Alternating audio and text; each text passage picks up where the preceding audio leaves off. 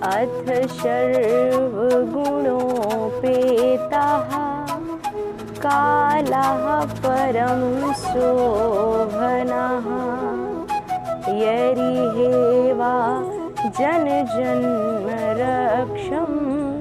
शान्तरक्षग्रहतारकम्। आज सभी शुभ गुणों से युक्त बहुत ही सुहावना समय आया है, बहुत ही हर्ष उल्लास का समय आया है। आज रोहिणी नक्षत्र है। आज सभी ग्रह तारे नक्षत्र सब अनुकूल है, सब सौम्य होते दिखाई दे रहे हैं।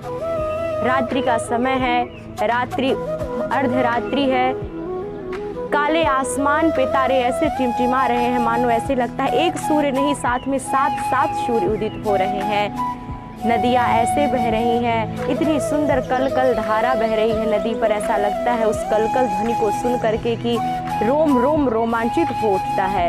वायु इतने सुंदर वेग से बह रही है, ऐसा लगता है कि अगर स्पर्श करते हुए वायु हमको निकलेगी तो एकदम परमात्मा की अनुभूति करा रही है। आज की वायु, आज बहुत ही सुहावना अवसर है।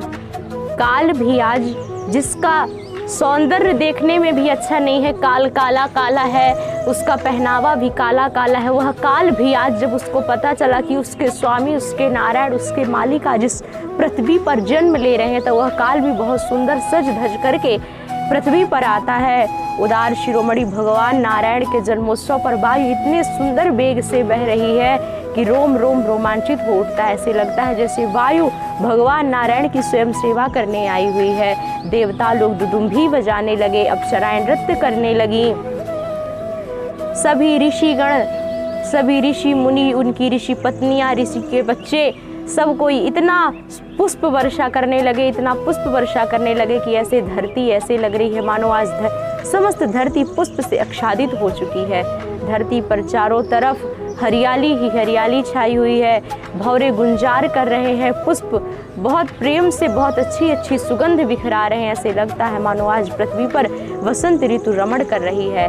आज भादों का महीना है, जन्माष्टमी की तिथि है, अष्टमी तिथि है, भगवान के जन्मोत्सव का दिन है। रोहिणी नक्षत्र है, दिन बुधवार है और आज के दिन भगवान कन्हैया माता देवकी के गर्भ से अपने मामा कंस के बंदी गृह में जन्म लेते हैं। और भगवान का जब जन्म हुआ तो पूरी धरती आनंद से आच्छादित हो गई।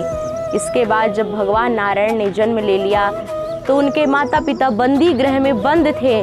आप सोचिए, जब किसी को नारायण की प्राप्ति होती है, किसी को परमेश्वर की प्राप्ति होती है, तो नारायण की प्राप्ति ऐसे सुख से नहीं हो जाती।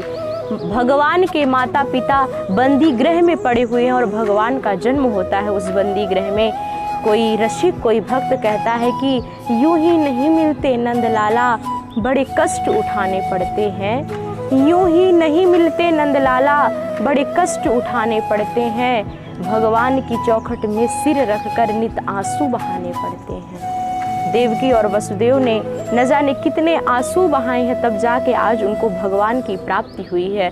उधर मैया यशोदा ने भी न जाने कितना तप किया है, तब उनको जाकर के भगवान पुत्र के रूप में प्राप्त हुए हैं। और जब भगवान का जन्म हुआ तो उनके माता पिता के हाथों की बेड़ियाँ टूट गई और भगवान के पिता वसुदेव ने उनको सूप में भर करके अपने सिर पर उठाया है और इसके बाद उनको ले जा करके यशोदा मैया के बगल में, उनके यहाँ यशोदा मैया के यहाँ माया रूप पुत्री का जन्म हुआ था। उस पुत्री को वसुदेव ने उठाया और वहाँ पर ले जा करके अपने पुत्र कृष्ण को उनके गोद पर रख दिया, उनके बिस्तर पर रख दिया और वहाँ से उस पुत्री को ले आए। अब प्रश्न ये है कि भगवान ने रोहिणी नक्षत्र में ही जन्म क्यों लिया?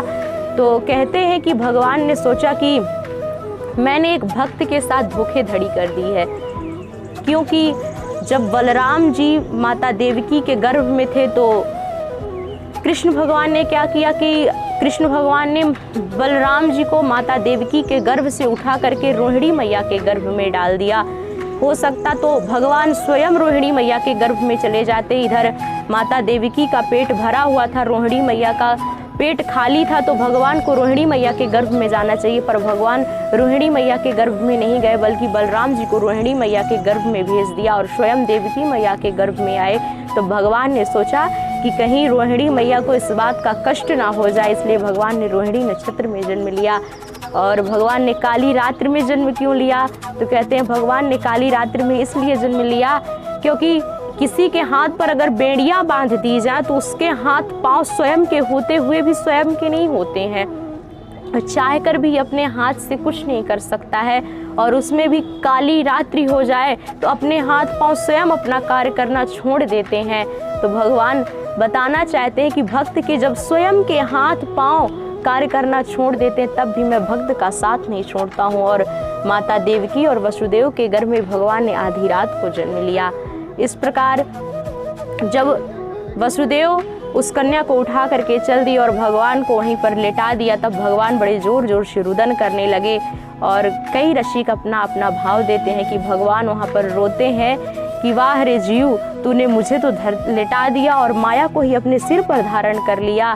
तब भगवान रोने लगे कि वाह जीव, तू माया को अपने सिर पर उठा के चलता और मुझे धरती पर लेटाता है।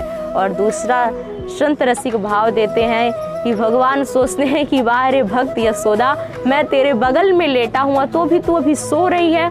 भगवान रुदन कर करके यशोदा मैया को उठाने का कार्य करते हैं।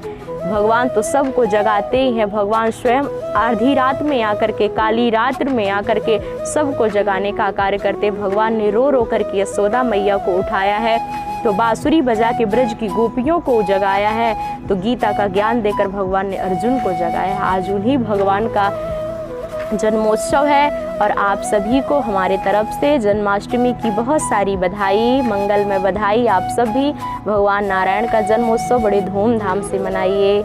जय श्री राधे, जय श्री कृष्णा।